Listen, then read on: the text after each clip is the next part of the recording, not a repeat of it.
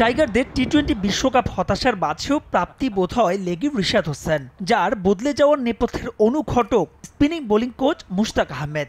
বিশ্বকাপ পর্যন্ত সাবেক পাকিস্তানি এই স্পিনারের সঙ্গে চুক্তি ছিল বিসিবির। মুশতাকের কাজে সন্তুষ্ট বোর্ড প্রস্তাব দিয়েছিল চুক্তি বাড়ানোর, কিন্তু আগে থেকে ইংল্যান্ড অনূর্ধ্ব 19 দলের সঙ্গে কথা পাকাপাকি থাকায় আপাতত আর পাওয়া যাচ্ছে না মুশতাককে। তবে হাল ছাড়ছে না বিসিবি। ইসিবির সঙ্গে কিংবদন্তি স্পিনারের চুক্তি চলতি বছরের ডিসেম্বর পর্যন্ত।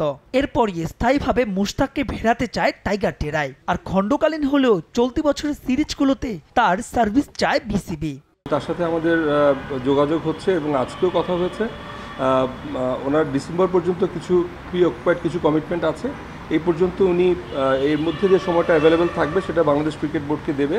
এর বাইরে আমাদের সাথে তার সাথে লং টার্ম চুক্তির ব্যাপারে কথা হচ্ছে। রাওয়ালপিন্ডি আর করাচি পাকিস্তানের বিপক্ষে আগামী মাসে 2 টেস্ট দিয়ে বিশ্বকাপ বিরতি শেষে আবারও আন্তর্জাতিক সার্কিটে ফিরছেন টাইগাররা। তবে দেশটিতে সফরে যাওয়ার আগে পূর্বের ধারাবাহিকতায় কি কোনো নিরাপত্তা প্রতিনিধি দল পাঠাবে বোর্ড? নগদের কাছে সব গ্রাহকই প্রিয়, তাই তো সারা দেশে ক্যাশ আউট চার্জ সবচেয়ে কম।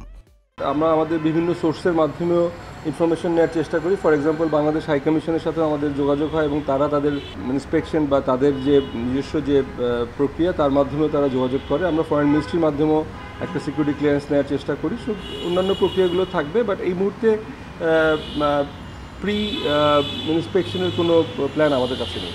সাম্প্রতিক সময় নির্দিষ্ট কিছু গণমাধ্যমে ক্রিকেটার কিংবা বোর্ড কর্তা এবং তাদের পরিবার নিয়ে ব্যক্তিগত আক্রমণের বিষয়টি নজরে এসেছে বিসিবির। এ নিয়ে করণীয় ঠিক করেছেন তারা। আমাদের গত বোর্ড সভায় বিষয়টা আলোচনা হয়েছে। বোর্ড এই বিষয়গুলো লাইটলি নেবে না। বোর্ড তার নিজস্ব অবস্থান থেকে যে সমস্ত ব্যবস্থা নেয়, সেগুলো আইনগত ব্যবস্থা হোক বা যে কোনো ব্যবস্থায় বোর্ড সেগুলো নেবে।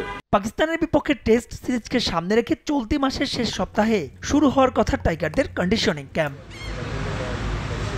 মাহবুব রিমন, সময় সংবাদ, ঢাকা।